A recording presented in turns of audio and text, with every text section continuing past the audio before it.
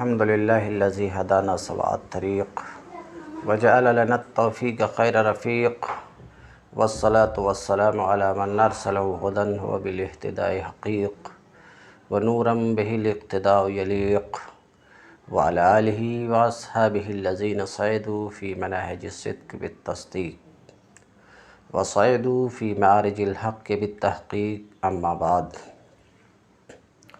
فاعوذ باللہ من الشیطان الرجیم بسم اللہ الرحمن الرحیم رب اشرح لی صدری ویسر لی امری واحلل عقدۃ من لسانی یفقہوا قولی۔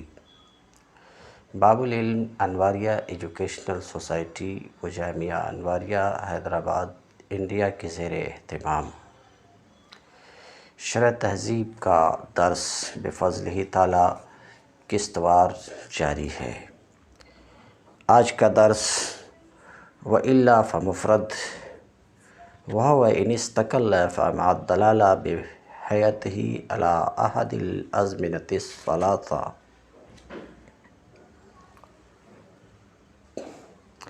متن کی عبارت ہے وَإِلَّا فَمُفْرَد، ورنہ تو لفظ موضوع مفرد ہے، رابطہ۔ ان قصد بجزئہ الدلالہ علی جزء معناہ فمرکب وإلا فمفرد، لفظ موضوع کے جز کی معنی کے جز پر دلالت مقصود ہو تو مرکب ہے، گفتگو اس میں ہو چکی۔ وإلا، ورنہ یعنی لفظ موضوع کے جز کی اس کے معنی کے جز پر دلالت مقصود نہ ہو تو مفرد ہے۔ یہ متن کی عبارت ہے۔ وَهُوَ إِنِ اسْتَقَلَّ، ہوا کی ضمیر مفرد کی طرف پلٹ رہی ہے۔ وَهُوَ إِنِ اسْتَقَلَّ، اب مصنف اپنی اس عبارت سے مفرد کی تقسیم کر رہے ہیں۔ کس کی طرف تقسیم کر رہے ہیں؟ اسم، کلمہ، ادات کی طرف تقسیم کر رہے ہیں۔ گفتگو شارح جو کریں گے اس پر وہی میں کروں گا، صرف اس کا ترجمہ کر دیتا ہوں۔ وَهُوَ إِنِ اسْتَقَلَّ، مفرد اگر دلالت میں مستقل ہو یعنی اپنا معنی آپ بتائیں، فَمَعَ الدَّلَالَةِ بِحَیَاتِهِ عَلَى أَحَدِ الْأَزْمِنَةِ الثَّلَاثَةِ، اپنا معنی آپ بتائے اور حیات سے، اپنی حیات سے تینوں زمانے میں سے کسی ایک زمانے کو بھی بتائے تو کلمہ ہے، آگے گفتگو آگے ہوگی۔ دیکھتے ہیں شارح کیا کہتے ہیں۔ وَإِلَّا فَمُفْرَد، قولہ، شارح کہتے ہیں مصنف کا قول وَإِلَّا فَمُفْرَد، اے وَإِن لَمْ يُقْصَدْ بِجُزْءٍ مِّنْهُ الدَّلَالَةُ عَلَى جُزْءِ مَعْنَاهُ، یعنی اگر لفظ کے جز کی معنی کے جز پر دلالت مقصود نہ ہو تو مفرد ہے۔ میں واضح کر چکا ہوں لفظ موضوع کی دو قسم ہیں، مرکب اور مفرد۔ کہیں گے الٹا بول رہے ہیں، مرکب اور مفرد، بولنا چاہیے مفرد اور مرکب، تو اس کا جواب میں دے چکا ہوں۔ چونکہ مرکب کا مفہوم وجودی ہے اور مفرد کا مفہوم عدمی ہے اور وجودی کو عدمی پر شرافت حاصل ہے، اس پہلو پر نظر رکھتے ہوئے مصنف نے مرکب کو مفرد پر مقدم کیا۔ تو بہرحال لفظ موضوع کی دو قسم ہے، مرکب اور مفرد۔ مفرد لفظ کے جز کی معنی کے جز پہ دلالت مقصود نہ ہو تو پچھلے سبق میں بتا چکا ہوں، اب اس کی چار قسم ہے۔ مفرد کی چار قسم، ایک تو یہ لفظ کے جز کی معنی کے جز پر دلالت مقصود نہ ہو، ایک صورت تو یہ ہوتی ہے کہ لفظ کا جز ہی نہ ہو، جیسے کہ حمزہ استفہام یعنی اے۔ دوسرے، لفظ کا تو جز ہے مگر لفظ کا کوئی جز معنی کے کسی جز پر دال نہیں ہے تو وہ بھی مفرد ہے، جیسے کہ زید لفظ کا جز ہے، زا یا دال، مگر لفظ کا کوئی جز معنی کے کسی جز پہ دال نہیں ہے۔ میں اس تفصیل میں پھر نہیں جاؤں گا کیونکہ یہ تفصیل بیان کر چکا ہوں۔ بہت سارے دست مفرد کی مثال جیسے کہ زید، جیسے کہ حمزہ استفہام، جیسے کہ عبداللہ جب کہ کسی آدمی کا نام ہو، جیسے کہ حیوان ناطق جب کسی شخص انسانی کا نام ہو، یہ سب مثالیں ہیں مفرد کی۔ قولہ وَإِنِ اسْتَقَلَّ،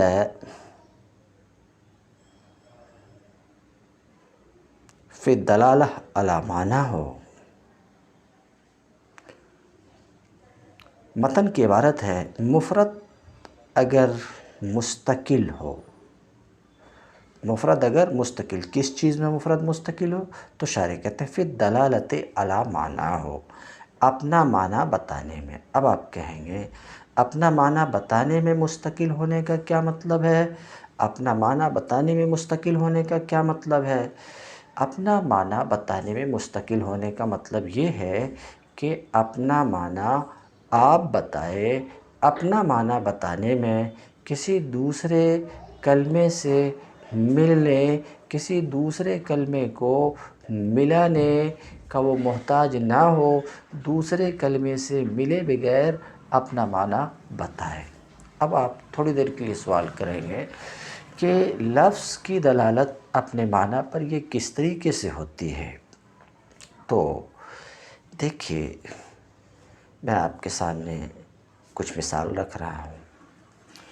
میں آپ کے سامنے تلفظ کیا قلم، سماعت فرمایا آپ نے۔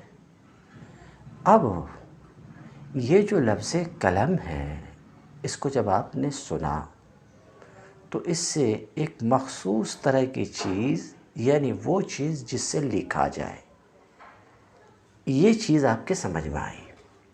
تو یہ جو سمجھ میں آنا ہے، آپ کے جو سمجھ میں آیا ایک مخصوص طرح کی چیز، یعنی ما یکتب بہ، یہ جو سمجھ میں آیا، کیوں؟ یہ کس وجہ سے سمجھ میں آیا؟ اس لفظ کی اس کے لیے وجہ ہے، یہ لفظ اپنے معنی کو بتا رہا ہے۔ اب اس لفظ کے اپنے معنی کو، یعنی یہ لفظ جس معنی کے لیے وضع کیا گیا ہے، سمجھ رہے، اس کو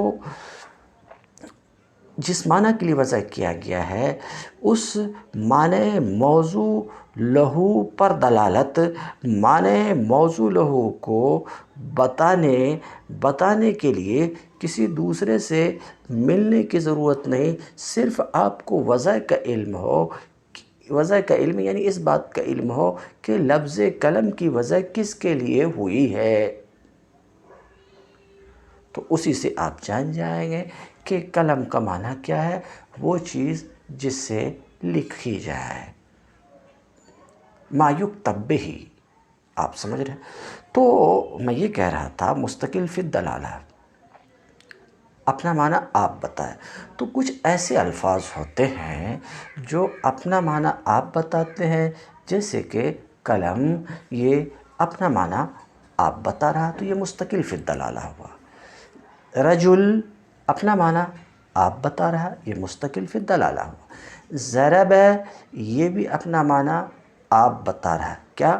جب ضرب بولا گیا تو ایک مخصوص طرح کا کام، ایک مخصوص طرح کا کام آپ کو سمجھ میں آیا، تو اس کا جو معنی ہے، اس معنی کے مفہوم ہونے کے لیے کسی اور سے ملنے ملانے کی اسے ضرورت نہیں ہے، دوسرے سے ملے بغیر یہ اپنے معنی کو بتا رہا ہے۔ سمع، یہ ایک لفظ ہے مستقل فی الدلالہ، اپنا معنی آپ بتا رہا، یعنی اس کے معنی کے مفہوم ہونے کے لیے کچھ ملانے کی ضرورت نہیں، مخصوص طرح کا کام آپ کو سمجھ میں آیا۔ تو کچھ الفاظ ایسے ہوتے ہیں جو مستقل فی الدلالہ ہوتے ہیں، یعنی اپنا معنی بتانے میں کسی دوسرے سے ملنے کے محتاج نہیں ہوتے، اور کچھ الفاظ ایسے ہوتے جو مستقل فی الدلالہ نہیں ہوتے، یعنی اپنا معنی بتانے میں دوسرے سے ملنے کے محتاج ہوتے ہیں، جیسے من، سے، کوئی مخصوص چیز، کوئی مخصوص کام آپ کو سمجھ میں نہیں، سے کیا سے، جیسے کہ قلم سے ایک خاص چیز آپ کو سمجھ میں آئی، ایک خاص چیز سمجھ میں آئی، ضرب سے مثلا ایک خاص کام سمجھ میں آیا، سمع سے ایک خاص فعل سمجھ میں آیا، اس طریقے سے من سے ایسی کوئی چیز، مخصوص چیز آپ کو سمجھ میں نہیں آئی، تو اس کا مطلب یہ ہے کہ یہ مستقل فی الدلالہ نہیں ہے، اپنا معنی خود نہیں بتا رہا، بلکہ اپنا معنی بتانے میں کسی دوسرے سے ملنے کا محتاج ہے۔ مثلا آپ نے کہا من المدرسۃ، تو ابھی ایک بات معلوم ہوئی کہ کسی چیز کی ابتدا مدرسے سے ہوئی ہے، تو الفاظ ہمارے سامنے دو طرح کے ہیں، الفاظ مفردہ، کچھ مستقل فی الدلالہ ہیں، کچھ غیر مستقل فی الدلالہ ہیں۔ بہرحال میں مستقل فی الدلالہ سمجھا رہا تھا آپ کو، بتا رہا تھا کہ اپنا معنی آپ بتانے کا مطلب کیا ہے۔ تو سر دست وَهُوَ إِنِ اسْتَقَلَّ، وَهُوَ إِنِ اسْتَقَلَّ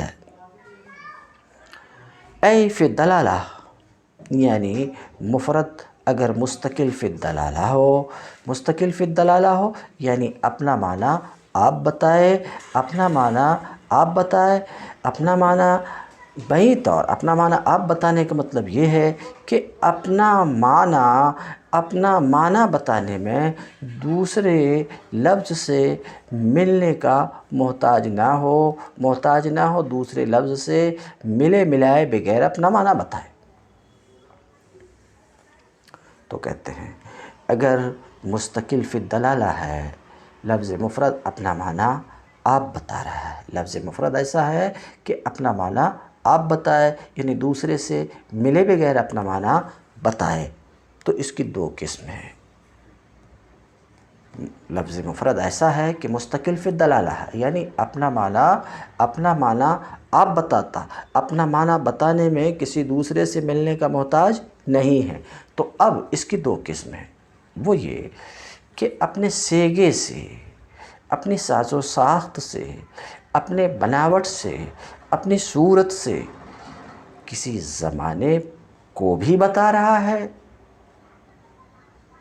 یا اپنے شکل سے، اپنے سیغے سے، اپنی صورت سے، اپنی حیت سے کسی زمانے کو نہیں بتا رہا۔ یعنی مستقل فی الدلالہ ہے تو یہ دو حال سے خالی نہیں، اپنی حیت سے کہ تینوں زمانے میں سے کسی ایک زمانے کو بتا رہا ہوگا، یا اپنی حیت سے تینوں زمانے میں سے کسی زمانے کو نہیں بتا رہا ہوگا۔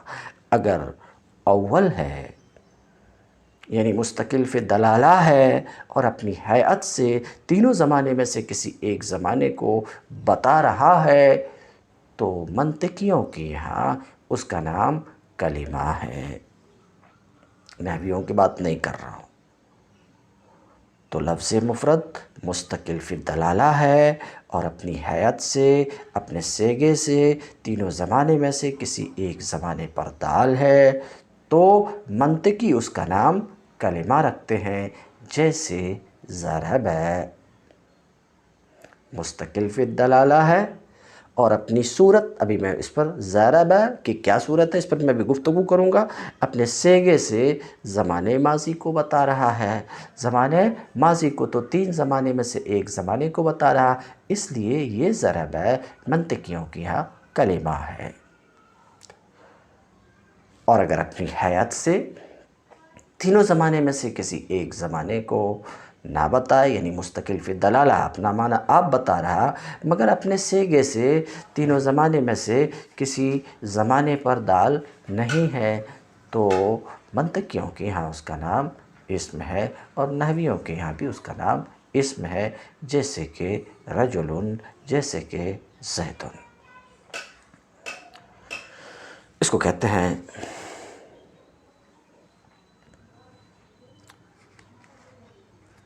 قولہ بہیئتہ، اے بأن یکون بحیث کلما تحققت ہیئتہ الترکیبیہ فی مادۃ موضوعہ۔ یہ جو عبارت آ رہی ہے، شارح بأن یکون بحیث کی جو عبارت لا رہے ہیں، در حقیقت اس مقام پہ جو اعتراض مشہور ہے اس کا جواب دینا ہے۔ کیا؟ سوال یہ کہ ابھی کلمہ کی تعریف کی گئی کہ کلمہ وہ لفظ مفرد ہے جو اپنا معنی آپ بتائے اور اپنے سیغے سے تینوں زمانے میں سے کسی ایک زمانے کو بھی بتائے، یہ کلمہ ہے۔ تو اس تعریف، ابھی جو میں کلمہ کی تعریف کی، اس تعریف پر کلام یہ ہے کہ جو کچھ کلمہ کے بارے میں آپ نے کہا اس کا حاصل یہ ہے کہ کلمہ اپنے مادہ سے معنی کو بتاتا ہے، معنی حدسی کو بتاتا ہے، اور اپنے سیگے سے زمانہ کو بتاتا ہے۔ اور ذرا سے اس کو مختصر کریں، یعنی آپ نے جو تعریف کی اس تعریف سے یہ بات معلوم ہوئی کہ ہیئت و صیغہ کو زمانہ، تین زمانے میں سے کسی ایک زمانے پر دلالت میں دخل ہے۔ بلفظ دیگر زمانے پر دلالت کس کی ہوتی ہے؟ صیغہ کی ہوتی ہے۔ یہ آپ کے قول کا لب لباب ہے۔ تو اس پر اعتراض یہ کہ کلمہ کی جو تعریف کی گئی اس تعریف کا حاصل یہ ہے کہ صیغہ کو زمانہ پر، زمانہ کا مطلب وہی ہے احد الازمنۃ الثلاثہ، تین زمانے میں سے کوئی ایک زمانہ، اس پر دلالت کرنے میں دخل ہے۔ تو اس پر اعتراض یہ ہے، مشہور اعتراض ہے کہ دیکھیے، نصر کی جو صورت ہے، نصر کی جو ہیئت ہے، ہیئت نیچے میں بیان کرتا تھا لیکن ابھی بیان کر دوں کہ یہ جو ہیئت اور صیغہ بول رہا ہوں، اس سے مراد الہیئۃ الحاصلہ للحروف باعتبار تقدیمها و تاخیرها و حرکاتها و سکناتها۔ ہیئت سے مراد وہ صورت جو حروف کو حاصل ہے، وہ شکل جو حروف کو حاصل ہوں، حروف کی تقدیم و تاخیر کے اعتبار سے اور حرکات و سکنات کے اعتبار سے۔ ہیئت سے یہ مراد مثلاً ناصرہ کی کیا ہیئت ہے؟ نون پہلے ہے، صاد اس کے بعد ہے، را اس کے بعد ہے، اور پے در پے اس کو تین فتح ہے۔ ضربہ کی حیت کیا ہے؟ زاد ہے، اس کے بعد را ہے، اس کے بعد با ہے، اور پے در پے تینوں کو فتح ہے۔ بول سکتے ہیں پے در پے تینوں مفتوح ہے۔ ابھی نغمہ نہیں پڑھا رہا ہوں، پے در پے تینوں مفتوح ہیں۔ تو یہ ہیئت ہے ضربہ کی۔ تو ہیئت کا مطلب وہ صورت جو حروف کو حاصل ہوں تقدیم و تاخیر کے اعتبار سے اور حرکات و سکنات کے اعتبار سے، ہیئت سے یہ مراد ہے۔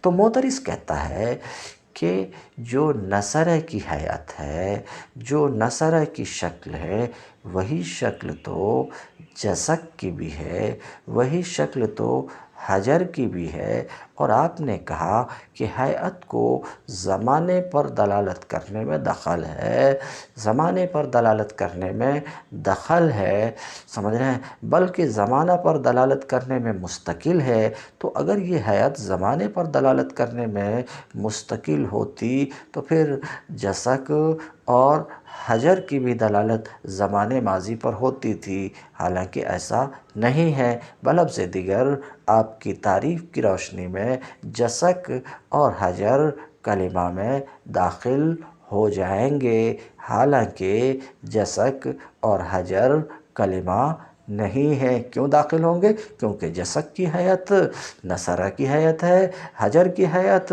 نصر کی ہیئت ہے، تو ان کو کلمہ میں داخل ہونا چاہیے، حالانکہ یہ کلمہ نہیں ہے۔ تو پتہ یہ چلا کہ کلمہ کی جو تعریف آپ نے کی وہ تعریف جامع نہیں ہے۔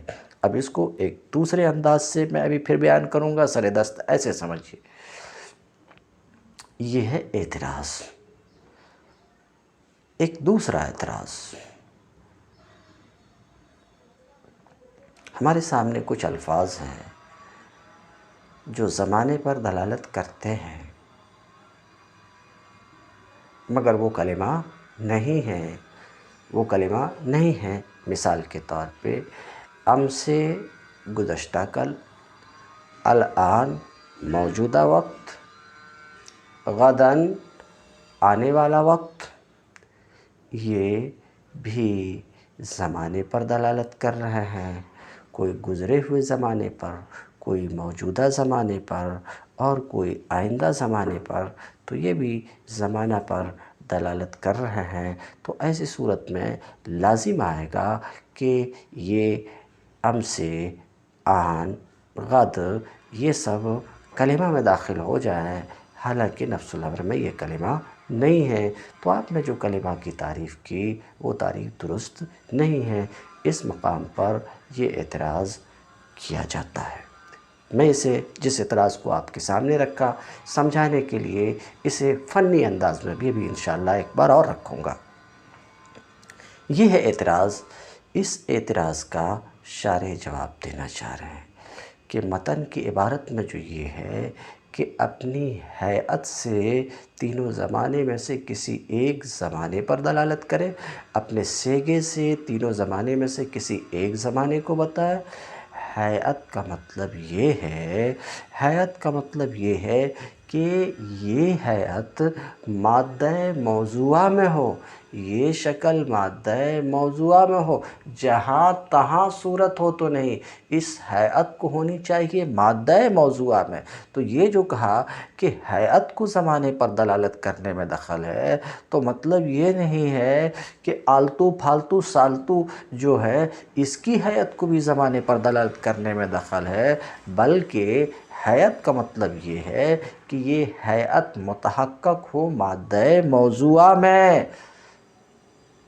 اور آپ نے جو جسک کو لے کر کے اعتراض کیا ہے، جسک کو لے کر کے اعتراض کیا، تو جسک تو مادہ موضوعہ نہیں ہے، جسک مادہ موضوعہ نہیں ہے، تو جسک سے تو اپنے آپ خارج ہو گیا، کیونکہ ہیئت سے مراد یہ ہے کہ ہیئت متحقق ہو مادہ موضوعہ میں، مادہ موضوعہ میں۔ اور اس کے بعد تو یہ ہیئت ہونی چاہیے مادہ موضوعہ میں، اور ایسے مادہ موضوعہ میں جس میں اس کی پوری گردان آتی ہو۔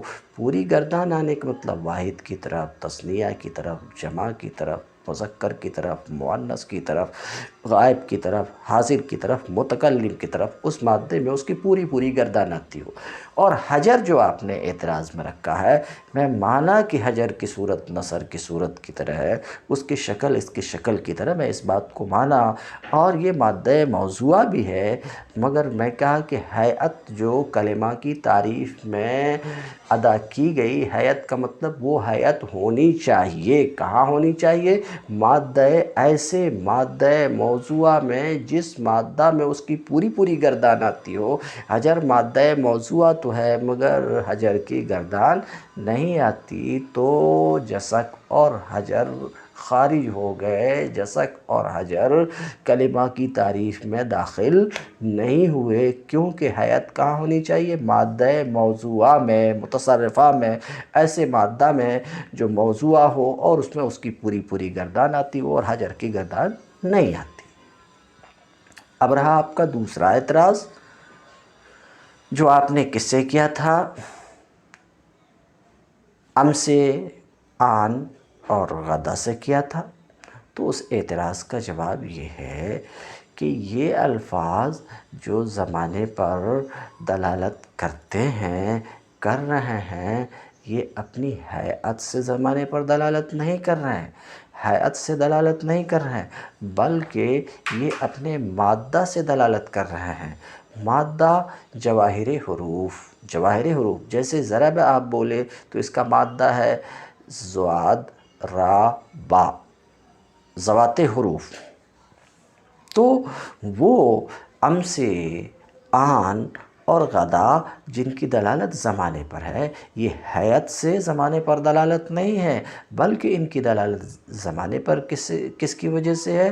مادہ جواہر حروف کی وجہ سے ہے۔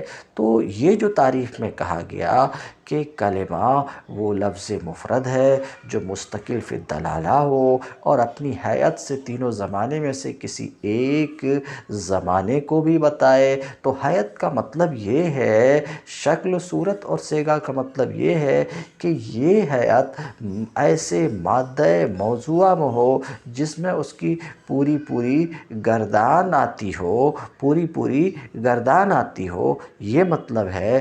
اور حیات سے زمانے پر دلالت ہو، یہ الفاظ جن کو آپ نے امسے وغیرہ کو لے کر کے اعتراض کیا، ان کی زمانے پر دلالت ہے، ہم انکار نہیں کرتے، مگر ان کی زمانے پر جو دلالت ہے، یہ جو زمانے کو بتا رہے ہیں، حیات کی وجہ سے نہیں بتا رہے ہیں، بلکہ یہ جواہر حروف اور حیات کی وجہ سے بتا رہے ہیں، جواہر حروف اور حیات کی وجہ سے، تو یہ کلمہ کی تعریف میں داخل نہیں ہوں گے۔ تو کلمہ کی تعریف اپنی جگہ جو ہے درست رہی، یعنی غیر کے دخول سے مانے رہی۔ اب آپ نظر کیجئے، قولہ بہیئتہ، بأن یکون بحیث کلما تحققت، میں بول چکا اس عبارت سے جو شارح لا رہے ہیں، کیا بأن یکون بحیث کلما تحققت حیئتہ الترکیبیہ،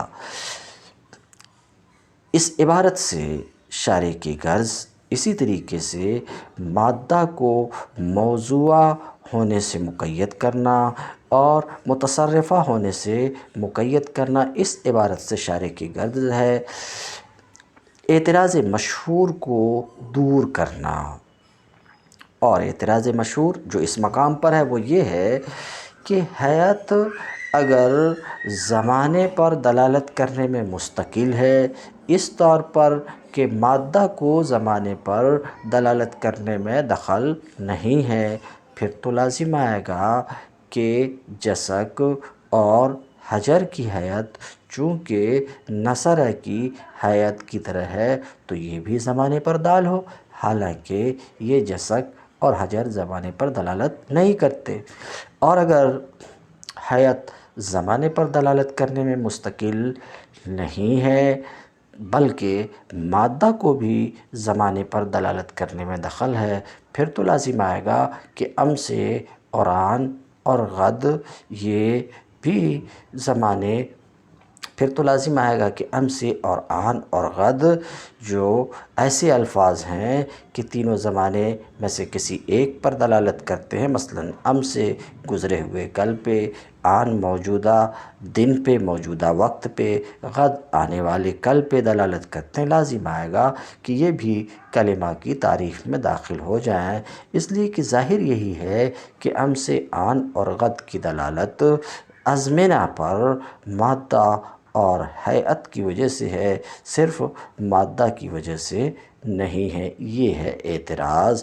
اس اعتراض کو دفع کرنے کے لیے شارح اس عبارت کو لائے ہیں کہ حیات کا مطلب یہ ہے بأن یکون بحیث، بہی طور حیات اس طور پر ہو کہ جب اس کی حیات ترکیبیہ، حیات کا مطلب یہ ہے کہ جب اس کی حیات ترکیبیہ مادہ موضوع ایسے مادہ موضوع میں ہو جس میں اس کی پوری گردان آتی ہو، تو اس سے تینوں زمانے میں سے کوئی ایک زمانہ سمجھا جائے۔ مثال کے طور پہ کلی کی تصویر ایک جزئی سے کر رہے ہیں، مثال کے طور پہ نصرہ کی حیات۔ کیا ہے نصرہ کی حیات؟ کیا ہے نصرہ کی صورت؟ نصرہ کی حیات جو مشتمل ہے تین حروف پر، نصرہ، تین ایسے حروف پر جو پے در پے مفتوح ہیں، تو جہاں یہ حیات متحقق ہوگی مثال کے طور پہ تو زمان ماضی سمجھا جائے گا، لیکن اس شرط کے ساتھ کہ اس کا تحقق مادہ موضوع کے ضمن میں ہو، حیات کا تحقق مادہ موضوع کے ضمن میں ہو تو جیسا کہ اس سے خارج ہو گیا، کیونکہ نصرہ کی حیات ہے مگر مادہ موضوع کے ضمن میں نہیں ہے۔ ایسے مادہ موضوع کے ضمن میں ہو جس مادہ میں اس کی پوری گردان آتی ہو، حجر کی حیات نصرہ کی حیات ہے، ضربہ کی حیات ہے، مگر اس مادے میں اس کی گردان پوری نہیں آتی تو حجر بھی خارج ہو گیا۔ فلا یرد النقض، تو اب نقض وارد نہیں ہوگا کلمہ کی تعریف پر، اعتراض وارد نہیں ہوگا جسک اور حجر کے مانند سے، سمجھے جسک اور حجر کے مانند سے، کیوں؟ جسک تو محمل ہے، موضوع ہے نہیں، فالحیت لیست فی مادت موضوعہ، تو یہ حیت مادہ موضوعہ میں ہے نہیں، اما ثانی اس لیے کہ اس کا مادہ اس مادے میں وہ متصرف نہیں ہے، اگرچہ موضوع ہے، میں بات واضح کر چکا۔ تو جسک اور حجر کی مانند سے اعتراض نہیں پڑے گا۔ اور امثلے وغیرہ کا میں جواب دے چکا کہ امثلے وغیرہ جو زمانے پر دلالت کرتے، یہ حیت کی وجہ سے دلالت نہیں کرتے، بلکہ اپنے مادے سے زمانے پر دلالت کرتے ہیں۔ تو اب کلمہ کی تعریف مانے رہی اور امثلے وغیرہ کلمہ میں داخل نہیں ہوں گے۔ تو کلمہ کی تعریف آپ نے سن لیا کہ کلمہ وہ لفظ مفرد ہے جو اپنا معنی آپ بتائے اور اپنی حیت سے تینوں زمانے میں سے کسی ایک زمانے کو بھی بتائے کہتے ہیں۔ تو یہ کلمہ ہے، کیا ہے؟ یہ کلمہ ہے۔ کون کلمہ ہے؟ ابھی جس کی میں نے تعریف کیا کہ مستقل فی الدلالہ ہو اور اپنی حیت سے تینوں زمانے میں سے کسی ایک زمانے کو بتائے، تو یہ کلمہ ہے۔ کہاں؟ تو کہتے ہیں فی عرف المنطقین، منطقیوں کے عرف میں، اس منطقیوں کے عرف میں یہ کلمہ ہے۔ وفی عرف النحات فعل، اور نحویوں کے عرف میں یہی کیا ہے؟ فعل ہے۔ تو مستقل فی الدلالہ ہے اور اپنی حیت سے کسی ایک زمانے کو بتاتا، تو منطقی اس چیز کا نام کلمہ رکھتے ہیں، اور وہ جو منطقیوں کی یہاں کلمہ ہے وہ نحویوں کی یہاں فعل ہے۔ یعنی جو بھی منطقیوں کی یہاں کلمہ ہے وہ نحویوں کی یہاں فعل ہے۔ مثلا ضرب منطقیوں کی یہاں کلمہ ہے، نصر منطقیوں کی یہاں کلمہ ہے، تو نحویوں کی یہاں فعل ہے۔ اب رہی بات، ہو چکی، ختم ہو چکی، جو شارح کہنا چاہ رہے ہیں اس بات کو میں ادا کر دیا، مگر مزید فائدہ کی بات کہ جو منطقیوں کی یہاں کلمہ ہے وہی نحویوں کی یہاں فعل ہے، مگر الٹ کر کے کیا؟ جو نحویوں کے یہاں فعل ہے منطقیوں کے یہاں وہ کلمہ بھی ہے، یہ ایک دوسری بات ہے۔ تو اس کا جواب یہ ہے کہ ایسا نہیں ہے۔ ایسا ہو سکتا ہے کہ کوئی لفظ منطقیوں کے یہاں فعل ہو اور وہ نحویوں کے یہاں کلمہ نہ ہو۔ دونوں گفتگو کو ملا لیں گے تو آپ کو بات سمجھ میں آ جائے گی، کلمہ منطقی اور فعل نحوی کے یہاں عموم خصوص مطلق کی نسبت ہے، یعنی ہر کلمہ منطقی فعل نحوی ہے۔ کل کلمۃ فعل، یعنی کل ما ہوا کلمہ عند المنطقین فہو فعل عند النحوین۔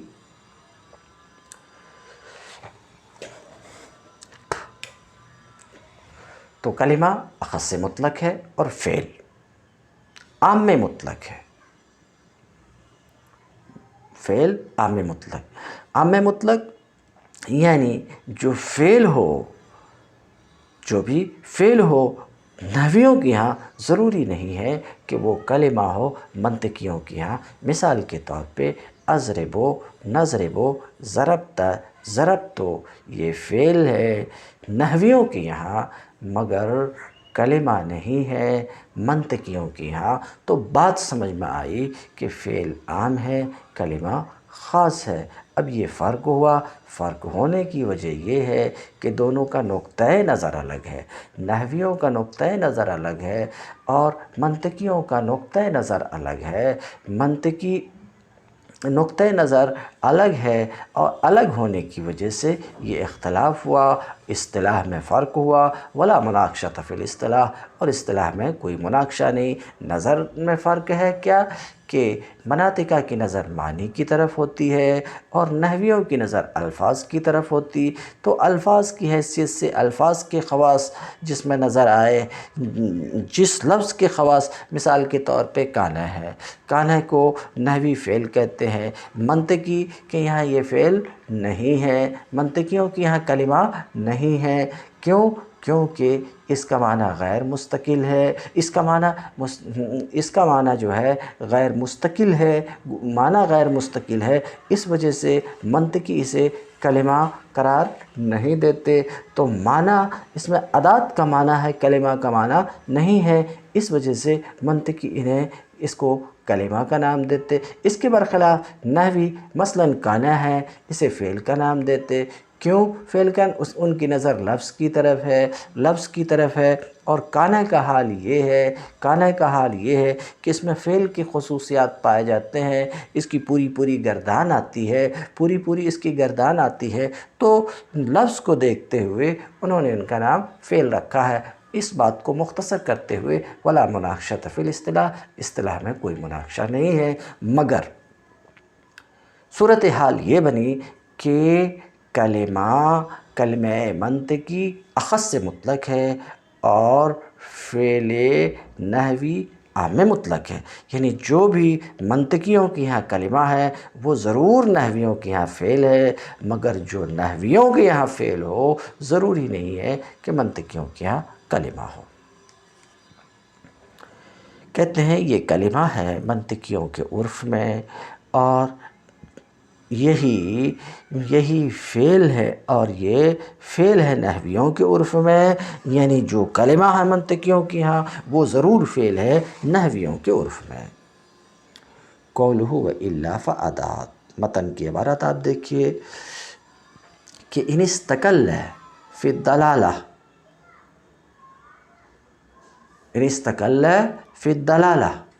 اگر اپنا معنی بتانے میں مستقل ہے، اپنا معنی آپ بتائے تو کلمہ ہے اور اسم ہے، دونوں کو ملا دیا، کلمہ اور اسم ہے اگر مستقل فی الدلالہ ہے۔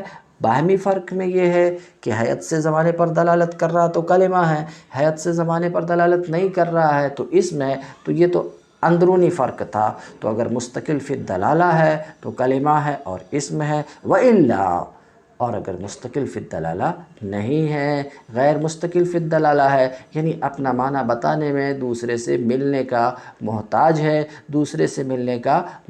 ہے، فأدات، کہتے ہیں وإلا فأدات، یعنی اگر مستقل فی الدلالہ نہیں ہے تو ادات ہے نحویوں کے عرف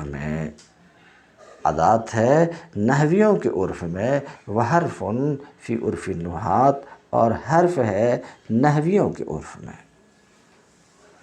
غیر مستقل فی الدلالہ ہے تو منطقی اس کا نام رکھتے ہیں، لفظ مفرد، اپنا معنی آپ نہیں بتائے بلکہ اپنا معنی بتانے میں دوسرے سے ملنے کا محتاج ہو تو منطقی اس کا نام ادات رکھتے ہیں، نحوی اس کا نام حرف رکھتے ہیں۔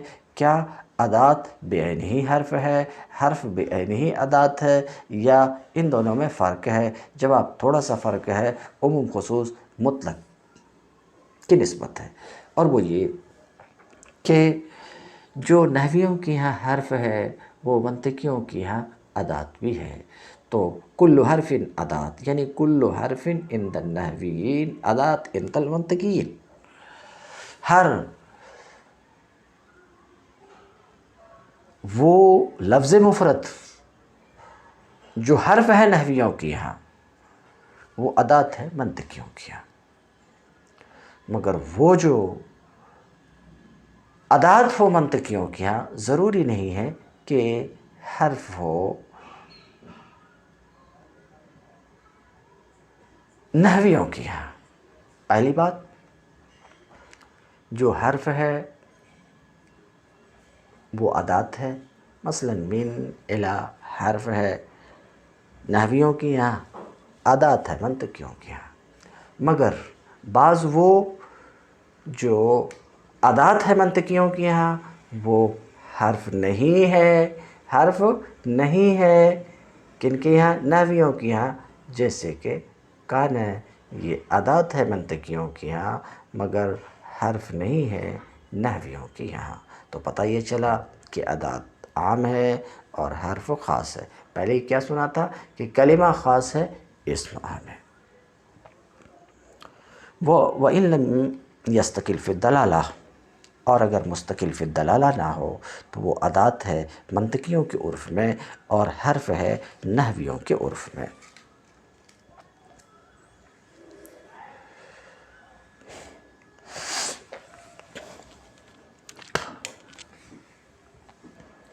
وأيضا إن اتحد معناه فمع تشخصه وضعا علم وبدونه متواتر، اور نیز اگر اس کا معنی ایک ہو تو وضع کے اعتبار سے وہ معنی متشخص ہے تو علم ہے، وضع کے اعتبار سے متشخص نہیں ہے تو یا تو متواتی ہے یا مشکک ہے۔ یہ تفصیل آگے آ رہی۔ وَأَيْضًا قَوْلُهُ وَأَيْضًا، شارح کہتے ہیں مصنف کا قول وَأَيْضًا مفعول مطلق لفعل محذوف، شارح اپنی اس عبارت سے اولاً ایضاً کے اعراب کو بیان کر رہے ہیں کہ ایضاً کو نصب اس لیے ہے کہ یہ مفعول مطلق ہے اور اس کا فعل لزومی طور پر محذوف ہے، تو کہتے ہیں مفعول مطلق ہے فعل محذوف کی وجہ سے، اسی وجہ سے اسے نصب ہے۔ فعل محذوف کیا ہے؟ آذ ہے، تو اب عبارت ہوگی آذ ایضاً، معنی کیا ہے؟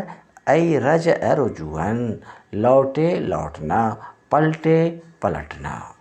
تو کیا کہتے ہیں؟ وَأَيْضًا پلٹے پلٹنا، تو اس عبارت اس لفظ ایضاً میں اشارہ ہے کہ یہاں جو تقسیم ہو رہی، ایضاً سے تقسیم ہو رہی، یہ تقسیم اسی کی ہے جس کی ابھی تقسیم ہوئی۔ ابھی کس کی تقسیم ہوئی؟ مطلق مفرد کی تقسیم ہوئی۔ کس کی طرف؟ اسم کلمہ ادات کی طرف۔ وَأَيْضًا مفرد کی 3 قسم ہے، اسم کلمہ ادات، وَأَيْضًا اور نیز، علم متواتی مشکک۔ تو ایضاً کے لفظ میں اشارہ ہے، ایضاً کے لفظ سے مصنف اشارہ کرنا چاہ رہے ہیں کہ جس طریقے سے پہلی تقسیم جو اسم کلمہ ادات کی طرف تھی وہ مفرد کی ہے، یعنی مطلق مفرد کی ہے، ویسے ہی یہ تقسیم بھی مطلق مفرد کی طرف ہے، اور یہ تقسیم کس کی طرف ہے؟ کس کی طرف؟ تو شارح کہتے ہیں وفیہ، اس میں ایضاً کے لائے جانے میں، ایضاً کو لا کر کے مصنف کے اس قول میں، کس قول میں؟ ایضاً میں، اس قول میں اشارہ ہے کہ یہ تقسیم بھی مطلق مفرد کی ہے، جس طریقے سے کہ اس سے پہلے والی تقسیم جو اسم کلمہ ادات کی طرف تھی وہ مطلق مفرد کی تھی، ویسے ہی یہ تقسیم بھی مطلق مفرد کی ہے۔ اس بات کی طرف مصنف کے قول ایضاً میں اشارہ ہے، یہ اسم کی تقسیم نہیں ہے، شارح ایسا کہہ رہے ہیں۔ مصنف کے قول ایضاً میں اشارہ ہے کہ یہ تقسیم بھی مطلق مفرد کی ہے، صرف اسم کی تقسیم نہیں ہے۔ وفیہ بحث، تو ابھی آپ نے سنا کہ مصنف کے قول ایضاً میں اشارہ ہے کہ یہ تقسیم بھی مطلق مفرد کی ہے، یہ تقسیم اسم کی نہیں ہے۔ تو مصنف کے قول میں جس بات کی طرف اشارہ ہے، کس بات کی طرف؟ کہ یہ تقسیم مطلق مفرد کی ہے، صرف اسم کی نہیں ہے، شارح کہتے ہیں اس میں بحث ہے، یعنی اس بات کے اوپر اعتراض ہے کہ یہ تقسیم بھی مطلق مفرد کی ہے، اس پر اعتراض ہے۔ شارح کو بھی اعتراض ہے۔ کیا اعتراض ہے؟ اس میں بحث ہے۔ لِأَنَّهُ يَقْتَضِي أَن يَكُونَ الْحَرْفُ وَالْفِعْلُ إِذَا كَانَا مُتَّحِدَ الْمَعْنَى دَاخِلَيْنِ فِي الْعَلَم وَالْمُتَوَاتِّ وَالْمُشَکِّک۔ بحث یہ ہے کہ ابھی جو آپ تقسیم کر رہے ہیں وہ کس کی طرف تقسیم کر رہے ہیں؟ علم کی طرف، متواتی کی طرف، مشکک کی طرف۔ تو اقسام کون ہیں؟ علم، متواتی، مشکک۔ مقسم کون ہے؟ مطلق مفرد۔ تو مقسم ہے مطلق مفرد، اقسام ہے علم متواتی مشکک، اس بات کو آپ ذہن میں رکھیے۔ تو مطلق مفرد کی جہاں تک بات ہے تو مطلق مفرد کے افراد میں ایک فرد اسم ہے، اسی طریقے سے ایک فرد فعل بھی ہے، اسی طریقے سے ایک فرد حرف بھی ہے، جس کو ابھی بیان کیا کہ مطلق مفرد کی 3 قسمیں ہیں: اسم، کلمہ، ادات۔ اب اگر بولتے بولتے کلمہ کی جگہ فعل کا نام آئے اور ادات کی جگہ حرف کا نام آئے تو آپ سمجھیے گا فعل سے مراد یہی کلمہ ہے، ادات سے مراد، حرف سے مراد یہی ادات ہے۔ زیادہ کچھ کلمہ اور فعل، ادات اور حرف میں فرق نہیں، اگر ہے بھی تو اس کو میں واضح کر چکا۔ ہاں، تو سوال یہ ہے کہ مطلق مفرد کے افراد میں سے جس طریقے سے اسم ہے ویسے ہی کون ہے؟ فعل بھی ہے، حرف بھی ہے، کلمہ بھی ہے، ادات بھی ہے۔ ایسا ہے تو اب یہ تقسیم آپ جو ابھی کر رہے ہیں کس کی طرف؟ علم متواتی مشکک کی طرف، مطلق مفرد کی، اور اس کے افراد اسم، کلمہ، ادات ہیں۔ تو اس سے یہ لازم آئے گا کہ اسم، کلمہ، ادات یہ سب علم بھی ہوں، متواتی بھی ہوں، مشکک بھی ہوں۔ تو کلمہ اور ادات بلفظ دیگر فعل اور ادات کا بھی علم اور متواتی اور مشکک ہونا لازم آئے گا، حرف اور فعل کا بھی علم متواتی مشکک ہونا لازم آئے گا، حالانکہ مناطقہ حرف اور فعل کو علم متواتی مشکک کا نام نہیں دیتے، کیا دیے بھی نہیں جا سکتے، ان کا نام رکھا بھی نہیں جا سکتا۔ تو آپ کی تقسیم کی بنا پر تو حرف اور فعل کا بھی علم، اعتراض مصنف کے عبارت پر کہ آپ کی تقسیم کی بنا پہ حرف اور فعل یعنی کلمہ اور ادات کا بھی علم متواتی مشکک ہونا لازم آتا ہے، اور وہ جو لازم آتا ہے وہ غلط ہے۔ کیوں؟ کیونکہ حرف اور فعل علم متواتی مشکک نہیں ہو سکتے۔ یہ ہے اعتراض، نظر کیجیے۔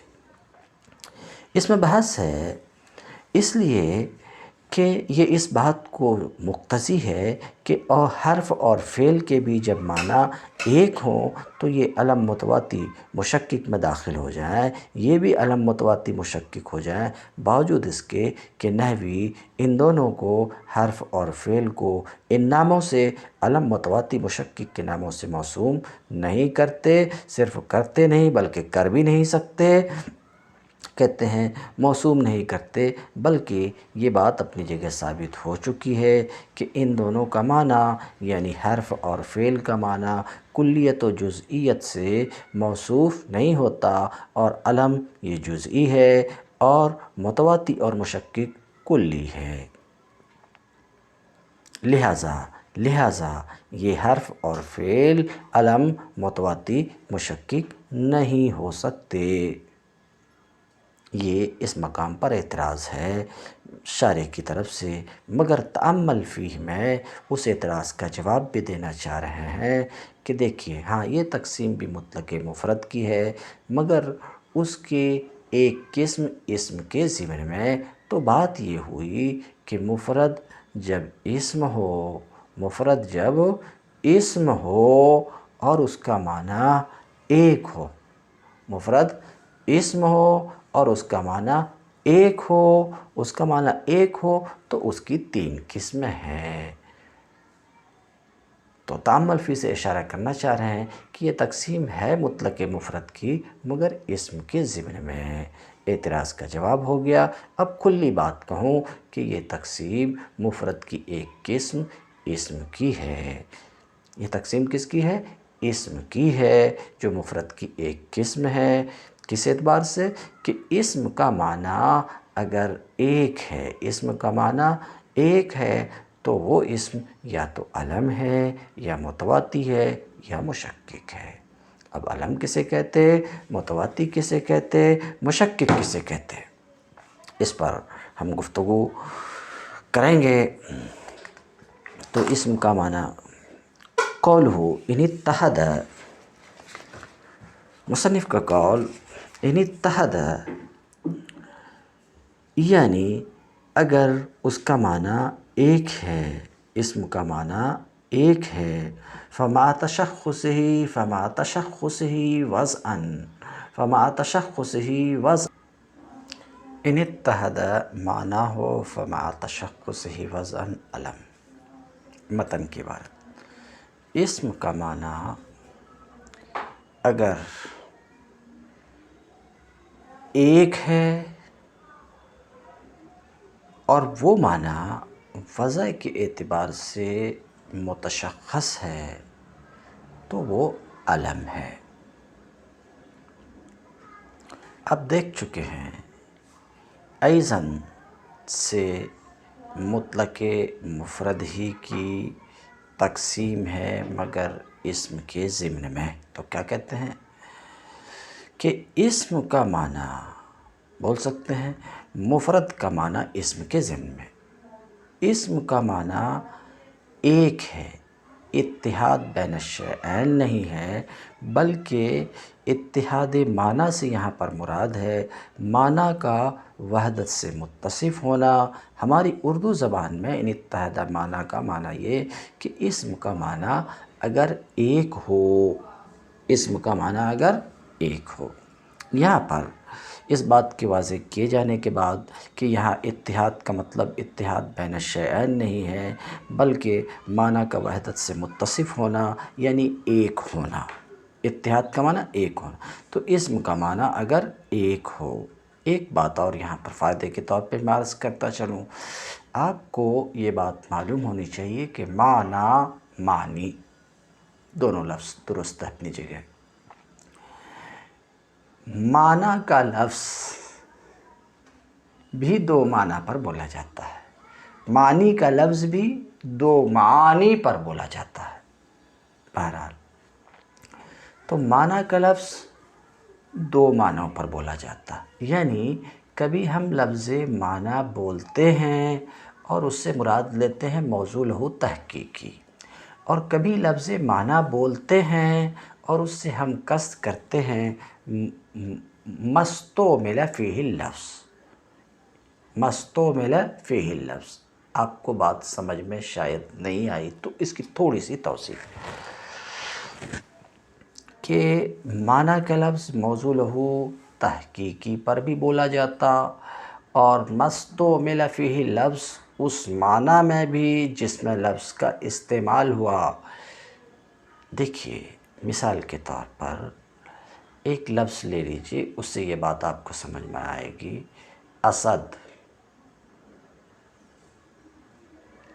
لفظ اسد شیر پر بھی بولا جاتا ہے، بہادر مرد پر بھی بولا جاتا ہے۔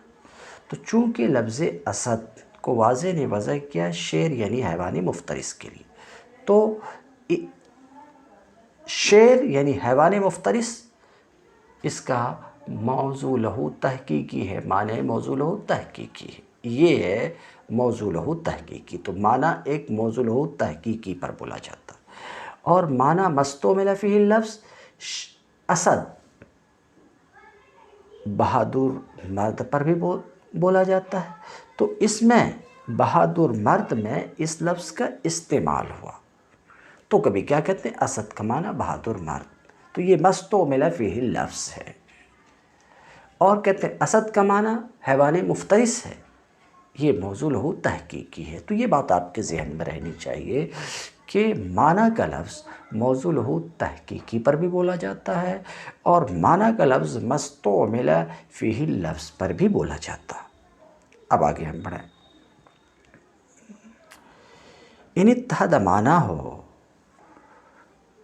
مفرد کا معنی اگر ایک ہے، اسم کے ضمن میں ہو کر کے ہم بات صاف کریں، اسم کا معنی ایک ہے اور وہ معنی وضع کے اعتبار سے متشخص ہے۔ پہلے متن کی عبارت میں جو گفتگو میں اسے واضح کروں پھر شرح میں آؤں گا۔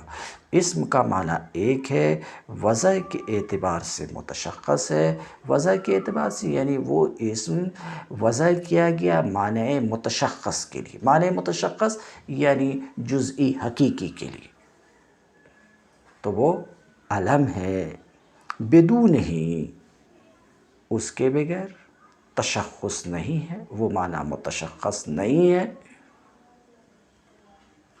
تو اس میں وضع کیا گیا ہے معنی متشخص کے لیے تو علم ہے، اور معنی متشخص کے لیے وضع نہیں کیا گیا۔ اس سے پہلے کی بات کیا ہے؟ اسم کا معنی ایک ہے اور متشخص ہے تو علم ہے، اسم کا معنی ایک ہے متشخص نہیں ہے، جزئی نہیں ہے، تو وہ کیا ہے؟ متشخص نہیں ہے۔ معنی ایک ہے غیر متشخص ہے تو کیا ہے؟ یا تو متواتی ہے یا مشکک ہے، یا سے کنفیوژن ہوا۔ معنی متشخص ہے اور وہ معنی اپنے تمام افراد پہ یکساں صادق آتا ہے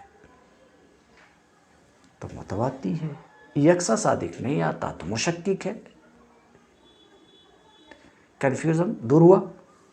جی، تو یہ کہنا چاہ رہے ہیں کہ اسم کی 3 قسم ہے معنی کے وحدت کے اعتبار سے، علم، متواتی، مشکک۔ میں تعریف کر دوں پھر شرح میں آؤں گا۔ علم وہ اسم ہے جس کا معنی ایک ہے، متشخص ہے، متشخص ہونے وہ معنی کثیرین پر صادق نہیں آتا، جیسے کہ زید، اس کا معنی ایک ہے، جیسے کہ زید، اس کا معنی ایک ہے، متشخص ہے، کثیرین پر صادق نہیں آتا۔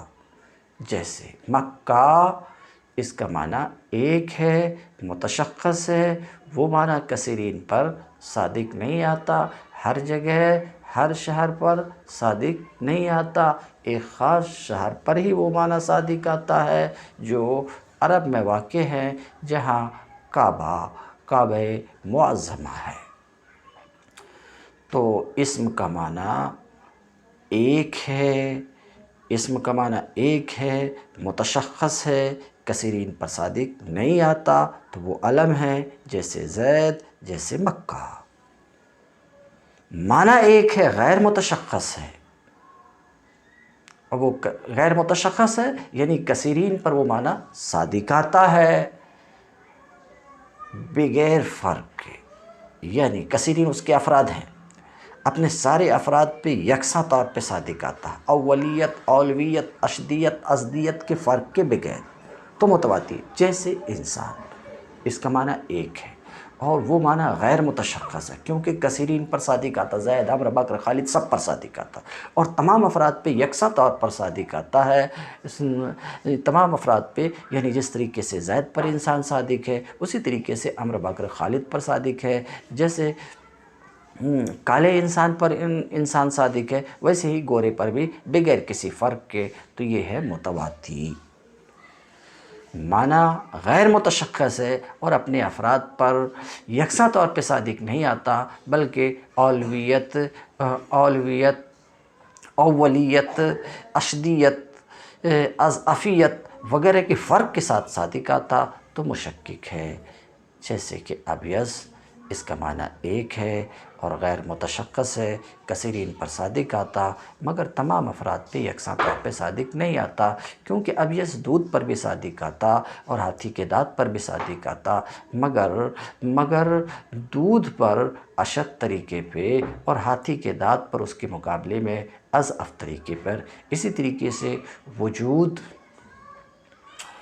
اس کا معنی غیر متشخص ہے، کثیرین پر صادق آتا مگر اپنے تمام افراد پر یکساں طور پہ، کیونکہ وجود کے افراد یعنی موجود کے افراد میں باری تعالیٰ بھی ہے، ہم بھی ہیں، مگر وجود یہ اللہ تعالیٰ پہ اولاً ہمارے اوپر، اولاً نہیں بعد میں ہمارے اوپر صادق ہے، اقدم طریقے پر، اشد طریقے پر صادق ہے۔ وجہ یہ ہے کہ باری تعالیٰ کا وجود ہمارے وجود کے لیے علت ہے، اور علت پہلے ہوتی، معلول بعد میں ہوتی، تو یہ ہے مشکک۔ اب اصل جو مسئلہ ہے وہ آپ کے سامنے رکھ دیا میں کہ مفرد کی اسم کے ضمن میں ہو کر 3 قسم ہے، علم، متواتی، مشکک، ہر ایک کی تعریف اور مثال رکھ دیا۔ اب شارح کیا کہنا چاہتے ہیں اس کو دیکھتے ہیں۔ قولہ فما تشخص ہی، مصنف کا قول، تو تشخص کے ساتھ یعنی جزئیت کے ساتھ۔ قولہ وضعاً، وہ معنی متشخص ہو یعنی جزئی ہو، وضعاً وضع کے اعتبار سے، استعمال کے اعتبار سے نہیں۔ کیوں؟ لأن ما يكون مدلولہ کلیاً فی الاصل و مشخصاً فی الاستعمال۔ ابھی لفظ معنی دو معنی پر بولا جاتا، اس بات کو میں بیان کر چکا ہوں۔ تو معنی متشخص ہو، جزئی ہو، وضع کے اعتبار سے، استعمال کے اعتبار سے نہیں۔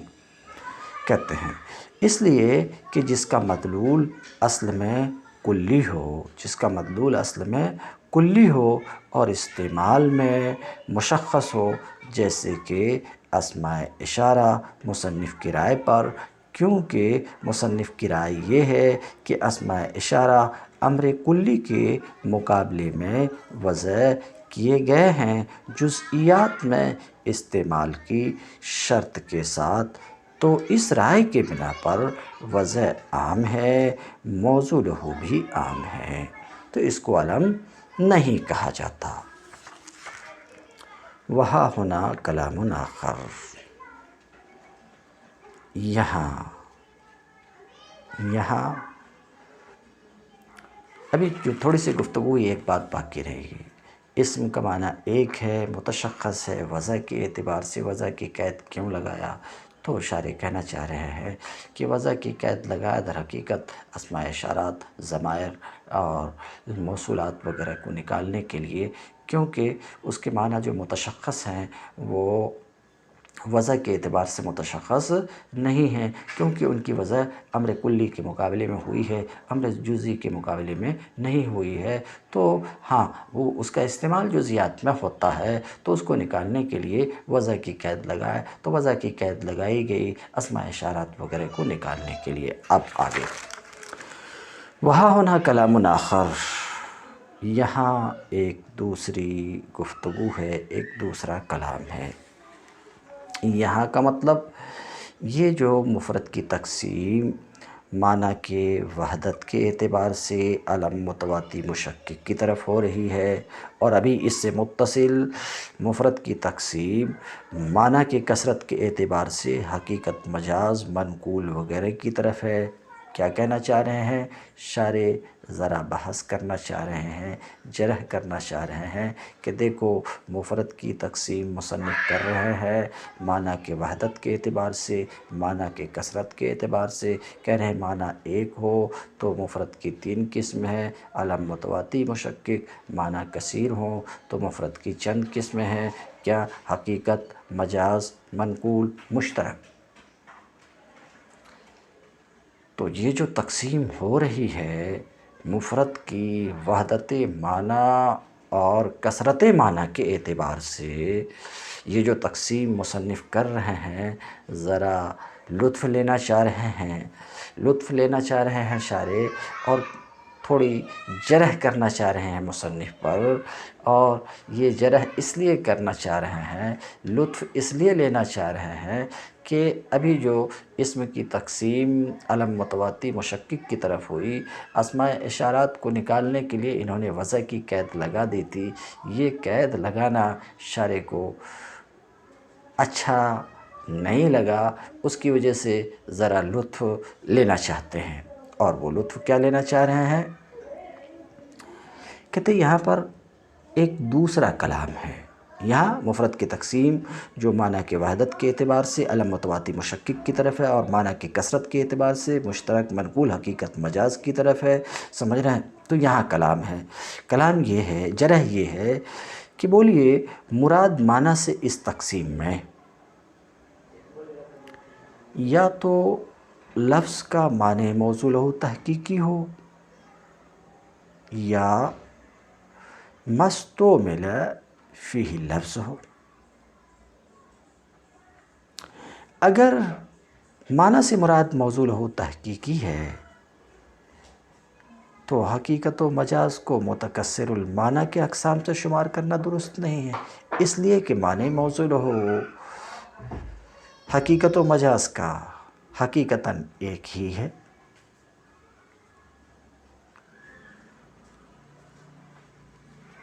اور اگر معنی سے مراد مستعمل فیہ لفظ ہے تو اسماء اشارات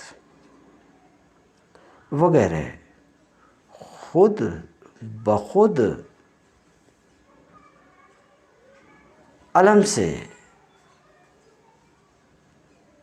خارج ہو جائیں گے، اس کو نکالنے کے لیے وضع کی قید لگانے کی کوئی ضرورت نہیں ہے۔ یہ کلام ہے یہاں پر، ہاں ہونا کلام آخر، یہاں اس جگہ یعنی مفرد کی تقسیم، معنی کی وحدت اور کثرت کے اعتبار سے ایک دوسرا کلام ہے، وہ یہ کہ مراد اس تقسیم میں معنی سے یا تو موضوع لہو تحقیقی ہے، معنی سے یہاں پر مراد آپ کی یا تو موضوع لہو تحقیقی ہے، یا مستعمل فیہ لفظ، معنی سے مراد وہ معنی ہے جس میں لفظ کا استعمال ہوا ہے، چاہے لفظ کی وجہ اس کے مقابلے میں تحقیقاً ہو جیسے کہ حقیقت میں ہے، یا تاویلاً ہو جیسے کہ مجاز میں ہے۔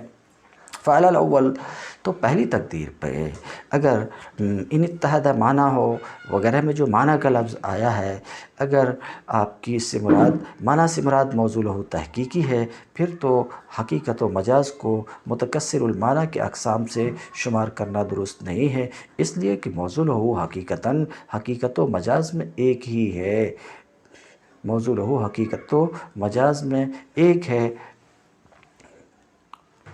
کہتے ہیں، تو حقیقت و مجاز کو متکثر المعنی کے اقسام سے شمار کرنا درست نہیں ہے۔ وعلی الثانی اور دوسری تقدیر پر، یعنی اگر معنی سے مراد وہ معنی جس میں لفظ کا استعمال کیا گیا، تو اسماء اشارات کہتے ہیں یدخل نحو اسماء الاشارات علی مذہب المصنف فی متکثر المعنی، تو اسماء اشارات اور ان کے مانند یعنی ضمائر وغیرہ مصنف کے مذہب پہ متکثر المعنی میں داخل ہو جائیں گے، اس لیے کہ معنی موضوع لہو اسماء اشارات اور ضمائر کا اگرچہ ایک ہے مگر وہ امر کلی ہے، ہاں لیکن المستعمل فی لہا، لیکن اس کا معنی مستعمل متعدد ہے، اس لیے کہ وہ جزئیات میں مستعمل ہے، تو متحد المعنی کے افراد سے خود بخود نکل جائے گا۔ تو یہاں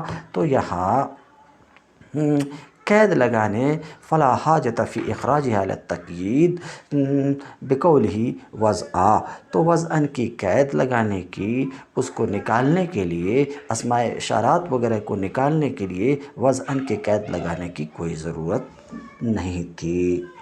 قولہ ان تساوت افراد ہو، میں تقریر کر چکا ہوں، اگر اس کے افراد متساوی ہوں، اگر اس معنی غیر متشخص ہیں، سمجھ رہے ہیں، اگر اس کے افراد متساوی ہوں، بہی طور کی اس معنی کلی کا صدق ان افراد پر یکساں طور پر ہے، بتا چکا یکساں طور پر ہے تو وہ متواتی ہے، اور اگر افراد متفاوت ہیں، بہی طور کی اس معنی کا صدق بعض افراد پر پہلے ہے، بعض دوسرے کے بنسبت علیت کی وجہ سے، یا یہ کہ اس کا صدق بعض پر اولا اور انسب ہے، بعض دوسرے افراد پر صدق کے بنسبت تو وہ مشکک ہے۔ وغرضہ من قولہ ان تفاوتت باولیت و اولویت مثلا، شارح ایک اعتراض کا جواب دینا چاہ رہے ہیں کہ انہوں نے کہا مشکک ہے اگر اس کے افراد اولیت اور اولویت میں متفاوت ہوں تو تشکیک تو اولیت اور اولویت کے تفاوت میں منحصر نہیں ہے، تو آخر ان دونوں میں منحصر کرنے کی وجہ کیا ہے؟ تو اس کا جواب شارح دینا چاہ رہے ہیں کہ اولیت و اولویت کو جو مصنف نے ذکر کیا ہے، یہ تمثیل کے طور پر ذکر کیا ہے، تحقیق کے طور پر ذکر نہیں کیا۔ مسئلہ مصنف کی غرض مثال بیان کرنا ہے، یہ مصنف کی غرض یہ نہیں ہے کہ تشکیک انہی دونوں میں منحصر ہے، بلکہ تشکیک کبھی زیادتی اور کمی سے بھی ہوتی ہے، شدت و ضعف سے بھی ہوتی ہے۔ تم الدرس اليوم وآخر دعوانا ان الحمد للہ رب العالمین۔